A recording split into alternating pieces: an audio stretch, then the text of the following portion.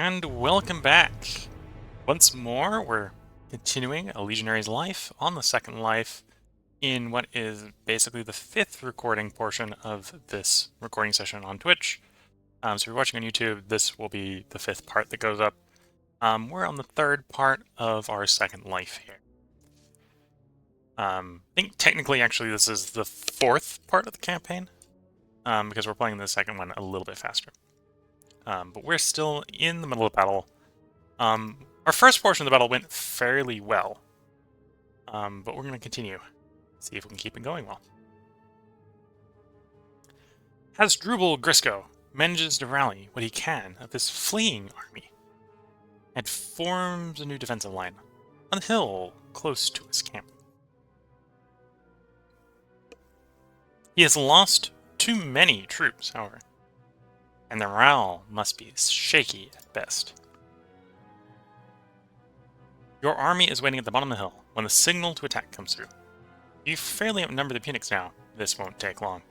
The enemy is weak, and there's no reason to put your life on the line. You would notice if you held back a little.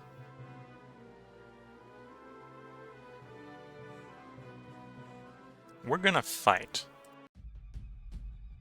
The enemies have the high ground. Our max stance is reduced due to the adverse conditions. We're gonna advance in a cautious mode. And try to find an opening.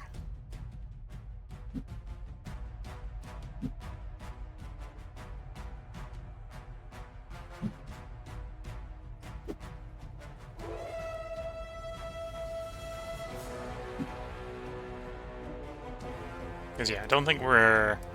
Even on the attack, we're only got about 50-50 odds. I want a little bit better than 50-50 odds before we go in for some damage.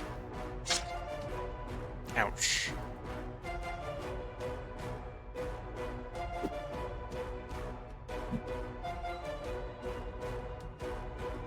Might actually have better odds with... still better off to stay on the defense. Trying to get a faint opening.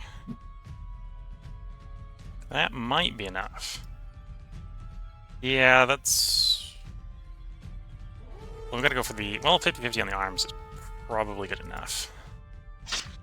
There we go, got an arm hit off.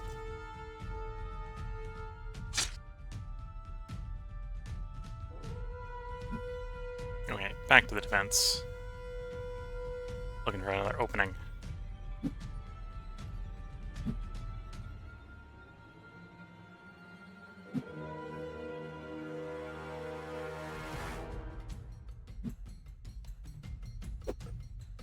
Okay, there's an opening. Back to strike at the arms.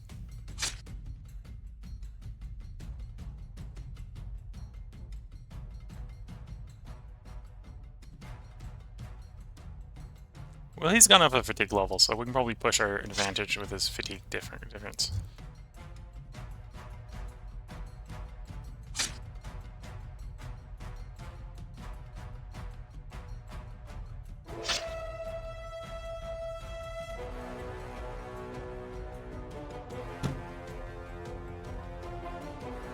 Eventually, the enemy formation starts breaking apart. Very soon, the panic spreads as the wavering turns into a rout. So we at least get a severely wounded honor. The disheartened Carthaginians give way after a brief clash, but your chase is nipped in the bud when a sudden downpour overwhelms the battlefield. There's no choice but to go back to the camp. Some of the soldiers are wondering out loud why the gods are protecting the Punics. You make it back at last, you need all the rest you can get. Yeah, we got hit a couple times, so we'll appreciate the rest. Most of the local allies deserted the Carthaginians soon after the battle. Hasdrubal, Grisco, and the remainder of his army fled during the night. Scipio leads you in pursuit. They are close to the sea when you finally entrap them. What follows is nothing more than butchery. Your maniple isn't even involved as the outnumbered Punics are slaughtered. A few thousand evade the bloodbath. They entrench themselves on top of a nearby hill. You lay siege to them and wait. They don't last long without water. When they surrender, there's no traces of Hasdrubal and Mengo. They made their escape, but it matters little. It is over. Carthage's presence on Hispaniola is all but obliterated. Fighting in a real battle has sharpened our skills. +2 in all our skills. And our deeds taken your skills one step further. Another +1 in all our skills. And once again, we got another Bronze Armilia. Our battle prowess is rewarded. A few months later, the last fortress of the Gades surrenders without a fight. When you arrived 4 years ago, 3 large armies were keeping Hispania under Carthage's thumb. Now, this land is firmly in the hands of Rome. You embark once again, this time headed home. After such a long time in the army, you can't wait to see your family. And yet, your new life home is not as you anticipated. Maybe it's the people who are different. Maybe it's just you. What you saw, what you got used to. You can't shake the feeling something is amiss now. Scipio is back too. Many Roman citizens regard the young general as a hero after his standing victory in Hispania, and he is elected consul. After a long debate, Scipio is allowed to carry out his plan to invade Africa. The vast land beyond the sea to the south, dominated by the city of Carthage itself. He is given command of the legions in Scilium. They are composed of the survivors of Cannae, confined to the island until the end of the war as punishment, doomed to long-lasting exile by someone else's ruinous splendor. The new consul is forbidden to levy any more legions, but volunteers are permitted.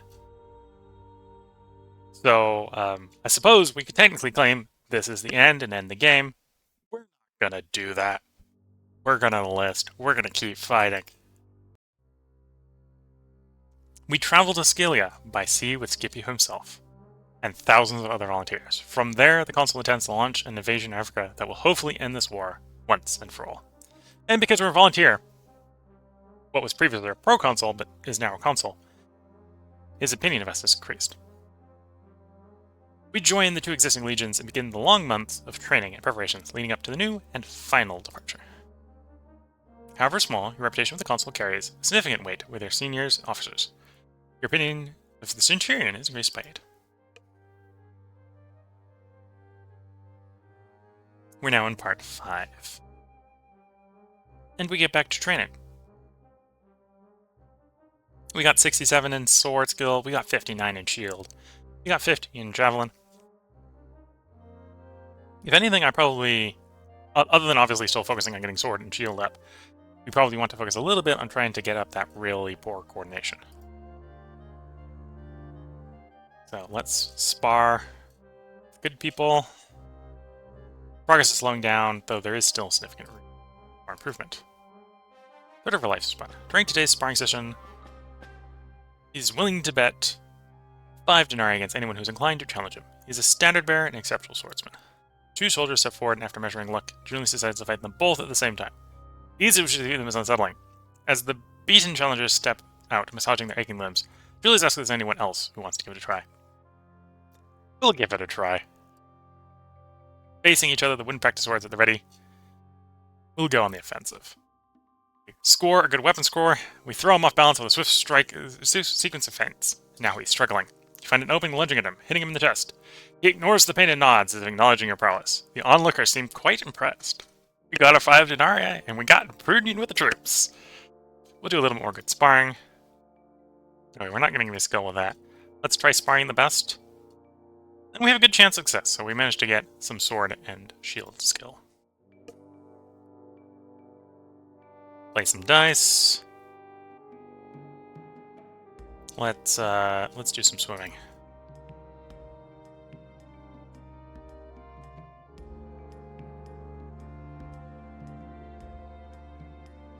Got some coordination doing that. Play some dice. We'll do sparring with the best. Then some more swimming.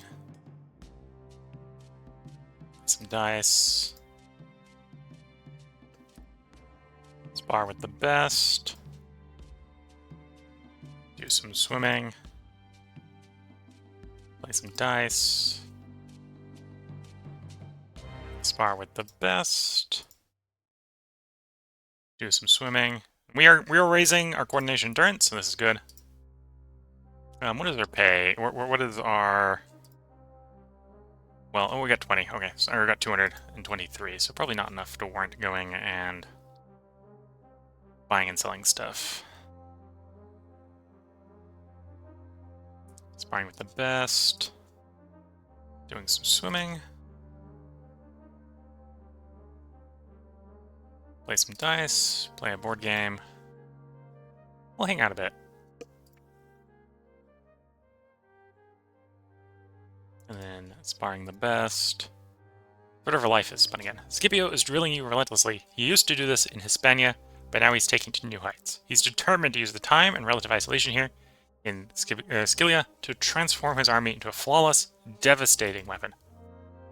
You were used to such a pace, you can cope with it. That's good. Getting our coordination up a little bit more. At this point, we're running a little bit low on time. Our morale is pretty much perfect, so I'm just going to accept that we're going to take a bit of a morale hit and focus mostly on training and not on keeping the over-exercise stress down.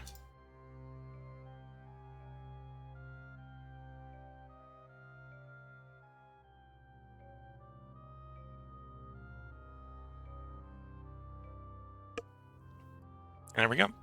Time is over. Time to move on to the next battle. And our character is up to 69 sword skill, 63 shield skill. Javelin's falling a little bit behind because we're not really practicing that anymore. But unlike practicing the sword and the shield, we can practice with the best. The javelin doesn't really benefit from that. With that, we move on. Scipio's year as consul is over, but he is given proconsular authority to carry on his plans. All is ready. A large fleet carrying the whole army sails away from Melibiem. They say the journey to the north coast of Africa won't take long. Landing site near Utica, Africa. A thick fog enfolds the fleet in the afternoon. There are many glum faces among your comrades. They're going into the lion's den after all. We think we have some decent charisma, so we're going to attempt to cheer them up. And we succeed. You do your best to keep up the morale. Manage to take their minds off what's waiting for you on the other side of the sea, at least for a little while. Plus the opinion of the troop. At dawn, the fog is no longer there. Later, you finally catch sight of the African coast. You land not far from the city of Utica. After spending a few days strengthening your position, you are ready to take action. Your first raids through the surrounding countryside meet with little to no resistance. Eventually, the detachment your maniple is part of comes across a modest town. Your next target. It is surrounded by a tall fence, although pulling the wall would be an overstatement. We're pretty good at melee. We're going to lead the assault. You are among the first to climb the fence. 5 years ago, you took part in the successful storming of New Carthage. This is nothing by comparison. That's what you keep telling yourself. Before you reach the top, 2 militiamen try to stop you. You are in a difficult position. Fighting enemies, you are protected by a fence. Maximum stance is penalized by the adverse conditions. Okay, so we got an expert militiaman and a generic militiaman, so we'll swap to the defensive and close in on one that is not an expert. And the one that is not an expert, to be fair, well, actually, both of them to a certain degree open themselves up to getting attacked.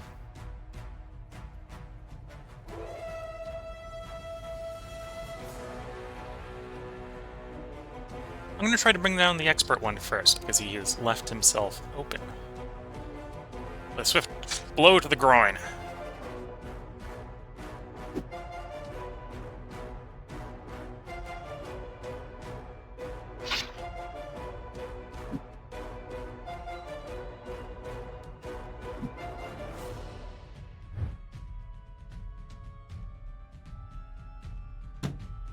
Ah, we missed.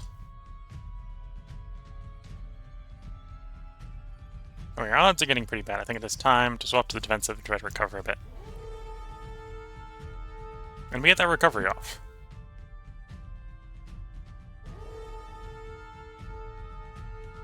Let's go for the expert militiaman's torso. We get a hit off.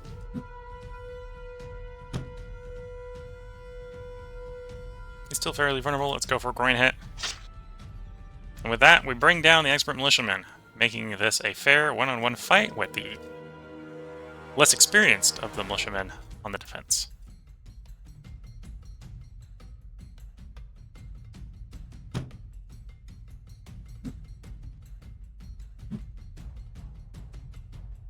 try to recover our stance. We fail. He faints. He fails. Faints. He fails. We attempt to recover. We fail. A little bit better chance of recovery this time. We get it off. He gives us an opening. Come in with a groin shot. We missed the groin shot. He recovers. We'll go for recovery. He takes a respite. Let's go in with a groin shot. And we missed the groin shot. We're going to give up on the groin shots. Go for torso shots at this point.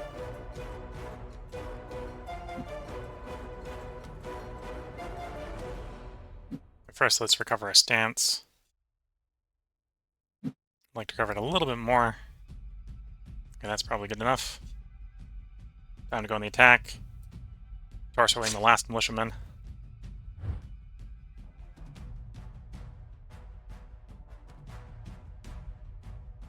Oh, we managed to sneak in close enough. We denied him his reach advantage. That's good to see. Let's go for that groin. Let's go for the soft spot in the groin. Okay, now we just want a good old reliable attack to get a kill. There we go. Brought the second one down. The defenders are giving way in several places along the fence. Very soon there is no resistance left. The town is yours to sack. Troops are busy looting all around you. You see a couple suitable places to start. We can go into the large building or into the house on the right. Go to the house on the right. There's nobody inside. It looks like if someone left in a hurry, which can be taken. What can be taken is carried outside. Then you open a trap door in the floor and descend into a poorly lit cellar. Some light is flickering through the slit near the top of the wall. 2 other soldiers are with you. You can hear an almost unnoticeable noise from behind a couple of empty barrels. Saying nothing, you get closer. You see 2 kids hiding there. Before you can react, a loud sound from the other side of the cellar makes you turn around. A woman comes out of her hiding place. She's surrendering to you. Meet her gaze. She knows you've discovered her children behind the barrel. Her eyes are begging you not to reveal what you've found. We'll grant her wish. You were deeply affected by the woman's sacrifice. When she understands that her children are safe, she quietly lets the other soldiers take her upstairs, even though she knows she must know she is going to be sold in slavery like the rest of the prisoners. Our virtue is increased by 10. And we'll be nice and we'll leave something to help the kids. Make sure to leave some food where they can see it. Enough for them to survive until they can find refuge. Gain a little bit more virtue. We leave the now ghost town behind and bring the prisoners and valuables to your camp. 2 days have passed. Your group is ambushed on its way to another raid. The Tupacen plays his trumpet to call for help. You have to hold on until the nearby cavalry comes to the rescue. A volley of spears rains down on your right flank. Your prompt reaction keeps you safe. You must repel them. We can stay in the ranks, or we can go straight for their leader. We've been having a fairly good day. We're gonna, well, I suppose, fairly good battle. We're gonna go straight for their leader. Before you can reach him, 2 of his men are in your way. 2 bunches of Libyan light infantry. We got a javelin, so we're gonna chuck it. It misses.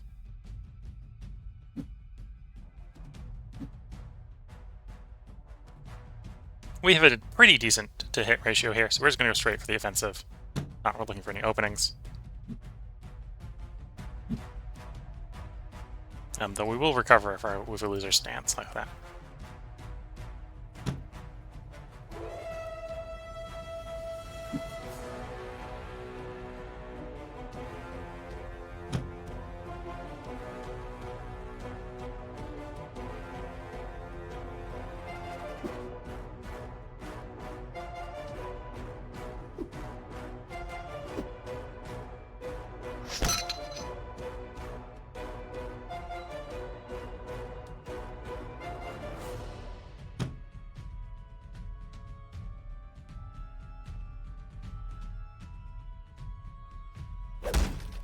And for a knock, successful knock, makes him very vulnerable to target, so we're going straight for the next shot.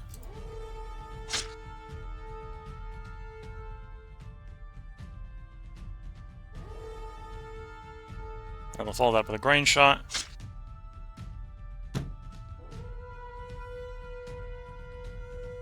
And another grain shot. And then we'll finish him off with a torso. Now it's a one-on-one fight.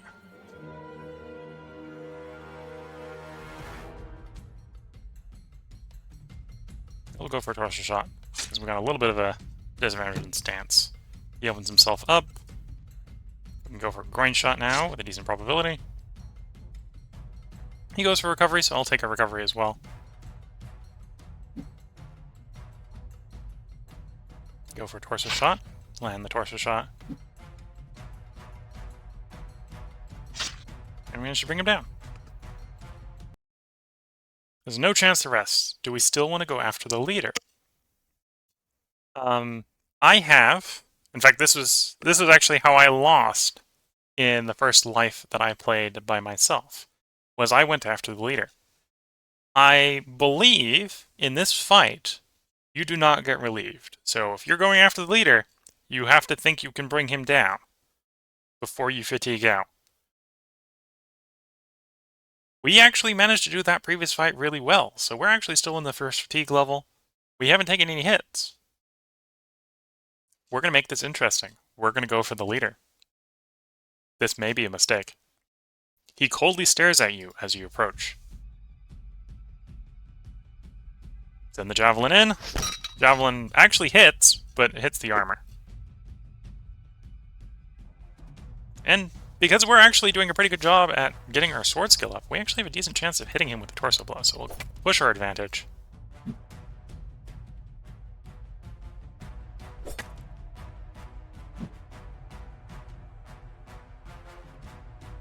We're going to swap into an arm shot here, because he has no arm protection. And we had about the same likelihood of hitting as we did against the torso earlier.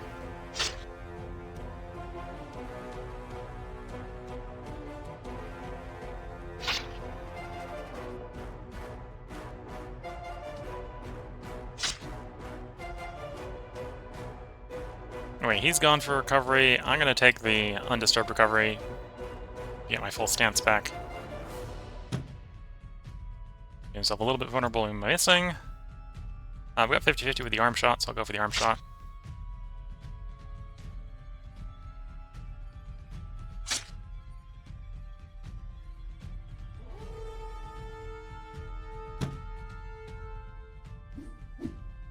Okay, time to try to get our... Got hit, so let's try to get our recovery back. Recover our stance.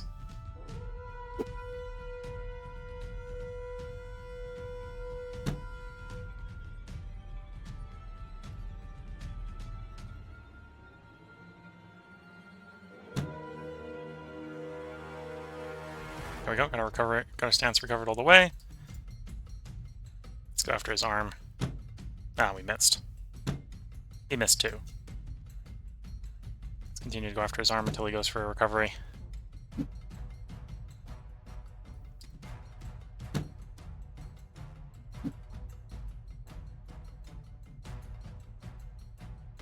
Yeah, I gotta go for recovery at this point.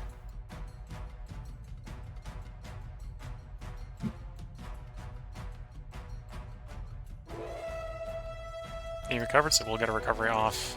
Not enough, though. Anyway, as you can see, this fight goes on until you win it. You gotta make sure you think you can win it.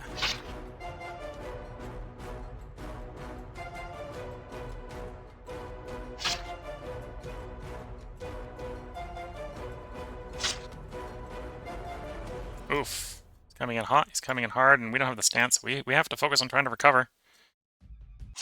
And he gets us. So that actually went better than the first time I tried doing that fight, but we did fail. Took the risk, and the risk was not worth it. So that will be the end of our second run here on stream. We'll make it a little bit of a short episode, but that's probably a good place to go ahead and end the stream and end the run. So to be fair, because of our awards earned in the run and all the kills we got, that was the best run I have done yet. And to be fair, I think that's technically the farthest I've gotten. May have gotten far. I'm not sure if this one technically got farther. But yeah, I think that's the farthest I've gotten. So yeah. That is a Legionary's life. Maybe if I get better at the game, or at least get better at not taking risks, sometime I might be able to go a little farther in the game than that. But that's where we're going to go ahead and end for this part. And end for this stream. So if you're watching on YouTube, this, for the moment, is where this run's going to end, because obviously that run ended. Not necessarily planning on streaming this next time, so don't expect there to be a part up tomorrow, because there probably isn't going to be. Probably going to have a different game going tomorrow. If you want to see more, go ahead and leave a comment in the comment of any of the videos in the Legionary's Life, if you want to see more Legionary's Life. Otherwise, it'll come up again if and when I feel like playing it again. If you've been watching on Twitch, I hope you've been enjoying it. We are coming up on what is basically going to be the end of the stream here. So I hope you've been enjoying it, regardless of whether you're watching on Twitch and or YouTube. With that, wish you all the best of luck and a good time until you join me again for another video and or stream. And bye for now.